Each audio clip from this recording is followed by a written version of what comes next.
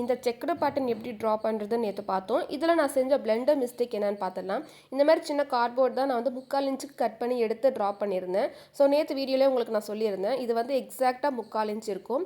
இதில் நான் செஞ்ச மிஸ்டேக்கே இது தாங்க. ஏன்னா வந்து கட் பண்ணி எல்லாமே மார்க் பண்ணி போடும்போது எனக்கு எதுவும் பெருசாக தெரியல. பட் வந்து எல்லாம் முடிச்சுட்டு நான் இன்ச் டேப்பில் மெஷர் பண்ணி பார்க்கும்போது ஒரு பாயிண்ட் வந்து எனக்கு எக்ஸஸாக இருந்தது. 2 சைடுமே சேம் இதே தான். இது எதனாலன்னு பார்த்தீங்கன்னா, கார்ட்போர்டோட திக்னஸ் நம்ம எக்ஸாக்டாக அதோட கட் பண்ணியிருக்கோம். ப்ளஸ் அது பக்கத்துலேயே நம்ம மார்க் பண்ணுறோம் இல்லையா, அந்த பென்சில் ஆர் மார்க்கர் எதுவாக இருந்தாலும் சரி, அதோட திக்னஸை பொறுத்து அந்த ஒரு பாயிண்ட் அளவுக்கு வந்து எக்ஸஸாக போயிருக்கு. ஸோ இது எப்படி நம்ம தவிர்க்கலாம் அப்படின்னு பார்த்தீங்கன்னா, நம்ம கட் பண்ணுறோம் இல்லையா இந்த கார்ட்போர்ட், இதில் இருந்து தான் நம்ம வந்து கொஞ்சம் ஒரு பாயிண்ட் அளவுக்கு வந்து கம்மி பண்ணிக்கணும்.